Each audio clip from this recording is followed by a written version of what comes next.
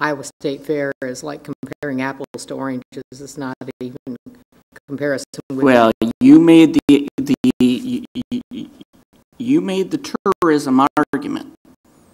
So it's no longer apples and oranges. If that's the argument that it's tourism, then it's not apples and oranges. The projects are different. As we're sitting here, just thinking out loud, preliminarily from last fiscal year, things came in better than expected. Fund balance is always an option the council could consider as well, as an option. So general funds could be used. General for fund balance, but I mean, I'd certainly recommend TIF. We had it budgeted; it wasn't utilized, and the funds are available there. This would be an extra expenditure you'd have to amend the budget for. That's it? Yes.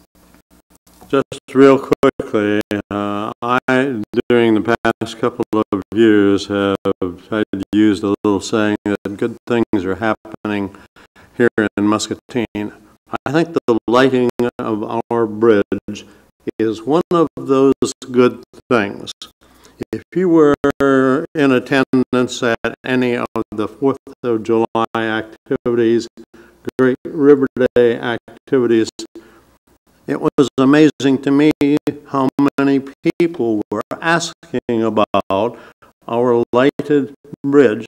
Unfortunately, we had to say, well, not at this time, but wait till next year.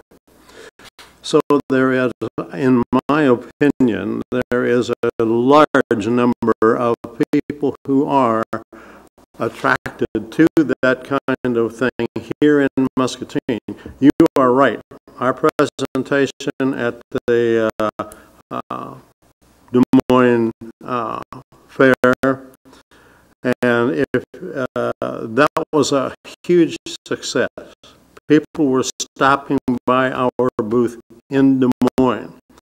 People here are stopping in Muscatine to see this bridge, along with the fact that our good industrial neighbors have contributed a lot of money. There have been a lot of grant monies expended for this project. And I don't think we walk away from them. I think that this is something that we have started, and it is an obligation that we need to pay attention to. So just an opinion. Is there any other comment? Nothing. What are you looking for, Greg? Nothing tonight. We'll bring back this item for action at our next city council meeting next Thursday night. Agreeable, council? Anybody? Okay. Excellent. Very good. I'd like to add one more thank you to Musco for being here tonight, and members of the committee, and for all Musco's done for this project. So good. Thank you. Thank you very much. All right. Next item on tonight's agenda is a landfill update. We have Nancy with a PowerPoint presentation to kind of give you a summary of the information that's in the packet tonight. A few weeks back, the landfill committee met after just over a year, and to paraphrase the mayor, good things are still happening. Yes, they are. That's good.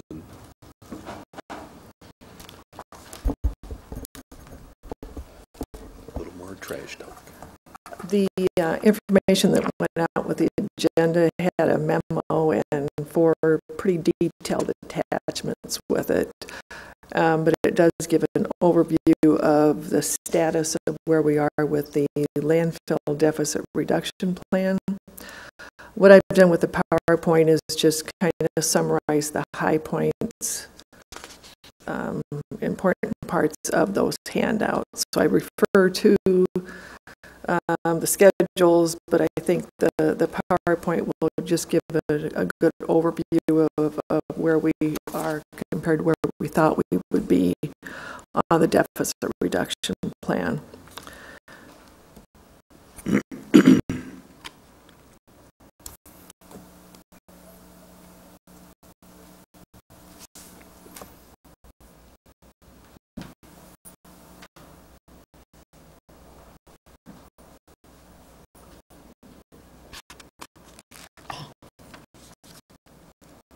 Working on this.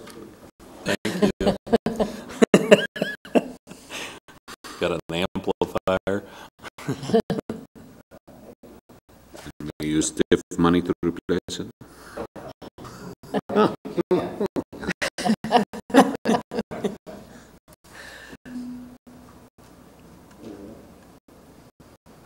Okay.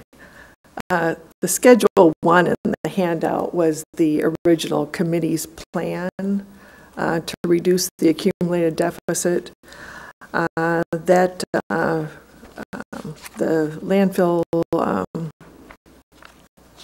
committee did meet from July through September last year and made a recommendation to council in October. And council did approve it, and some of the recommendations actually went into effect in December of 2010. So at the end of the fiscal year, we're less than a year into the plan, but yet I think we have a good idea of how the plan is working. One of the major portions of the plan was the addition of 5,000 new tons of industrial waste through negotiated waste contracts, and this was estimated to bring in 180,000 with that new revenue directed directly towards the deficit in the landfill fund. The second major part of the plan was a plan to eliminate over the next 5 to 6 years, eliminate or significantly reduce the $2.5 million deficit which was in the landfill fund as of July 1st of 2010. That plan showed incremental decreases in that deficit ranging from $350,000 per year to $390,000 each year from the years from 2011, FY 10-11 through the year 15-16, at which time we were projecting that the next cell at the landfill may need to be constructed.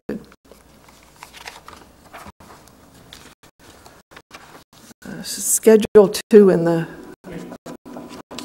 I guess I'm done. All right. Thank you, Nancy. Maybe we need to bring a Mac up here, right?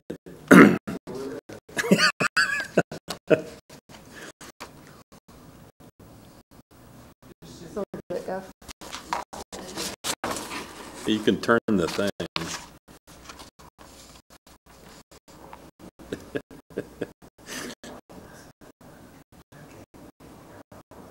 Try the F5 to get it.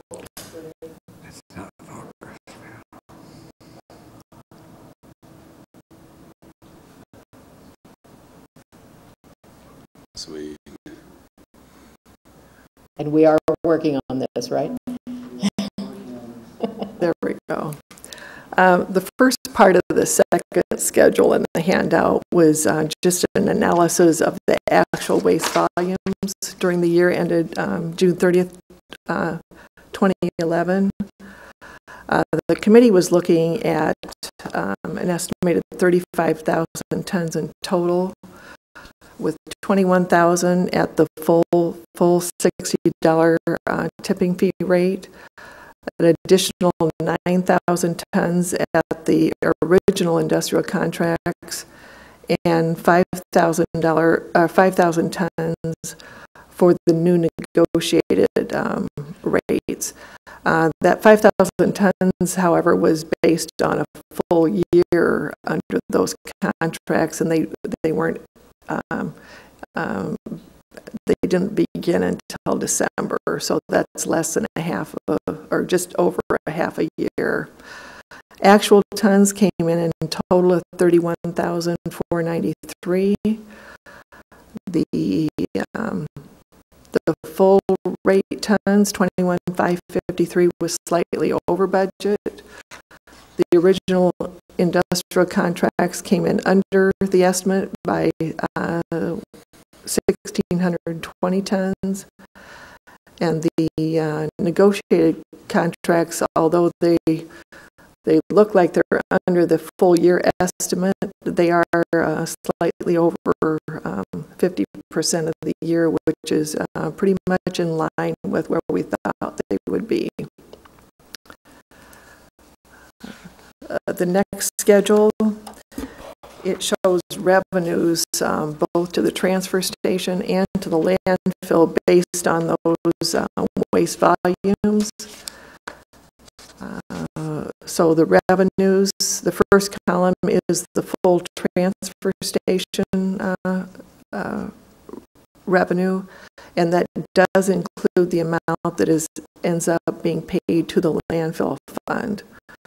So that first column, 1,293,000 revenue from regular customers, 368,900 from the original industrial customers, and another 81,700 from the negotiated contracts.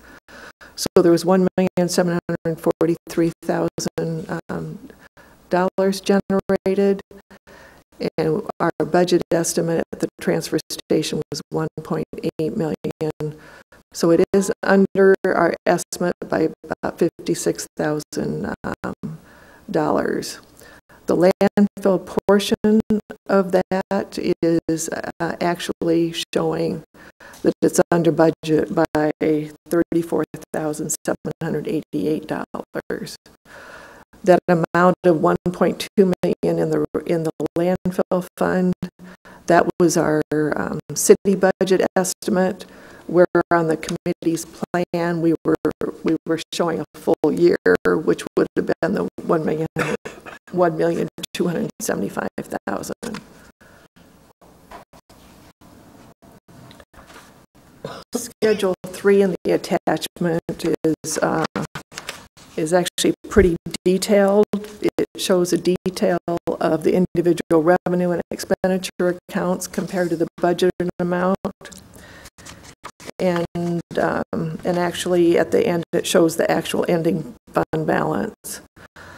Revenues and other financing sources ended up under the amended budget by $24,671 due to the lower waste volume.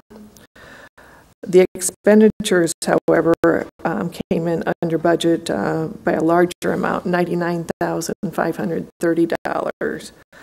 The most significant reasons that it's under budget were $51,655 reduction in the required transfers to the closure and post-closure reserve, and that's estimated each year based on an engineer's report to the state. There was also $12,800 less in landfill surcharge fees because of the reduced waste volume, and $18,600 reduction from the payments to the landfill operator. And our former contract with that operator had been based on a per ton basis, so that was also under because the tonnage was less. But with the expenditures being under, even though the revenues were under, our ending fund balance is coming out $74,860 higher than where we projected it would be. So our deficit is actually $2.1 million. That's down from $2.5 million from 1 year earlier. So that was a reduction of about $412,000 in the deficit during the first year. The second part of that same Schedule 3, on the right-hand side, shows the budget for this upcoming 2011-2012 year. And then there's a few items that we know have changed from that original budget. So we've, that last column on the right actually revised those specific line items. The beginning balance has been updated to the actual ending balance, which made it $74,860 higher than our budget. We're expecting continued reduced transfers to the post-closure reserves, estimated at $40,700 savings. The new contract with the landfill operator, however, has been changed to a flat $25,000 per month basis instead of our previous per ton basis. This will be an added cost to the landfill fund of $83,350. But even with those changes above, it looks like the deficit is expected in FY12 to decrease by an additional $416,000 to $1,684,000 by the end of the FY11-12 year.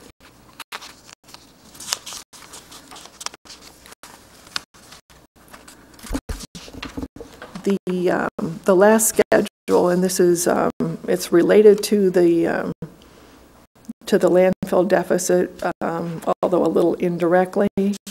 It's what kind of effect the curbside recycling program will have on our efforts to reduce the deficit at the landfill.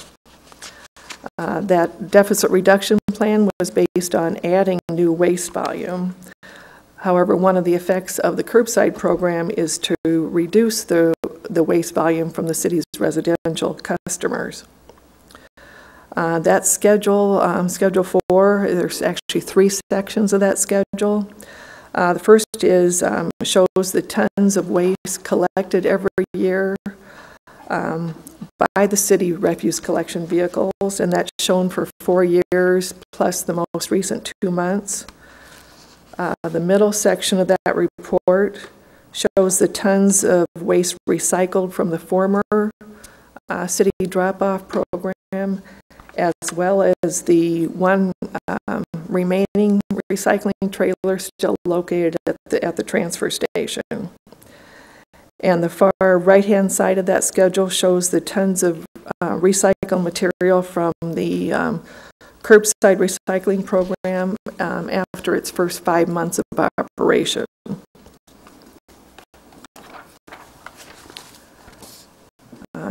In summary for that Schedule 4, there's a 516 tons of recycled materials that have been collected from the recycling contractor since the program began in April. There's been an additional 117.6 tons recycled during that same 5-month period from the one trailer still located at the transfer station. The waste volume from the refuse collection vehicles has decreased during that 5-month period by 352 tons. That's a little, we really can't say that is the exact quantity that refuse is down. That's just the difference between the garbage collection April through August of this year compared to April through August of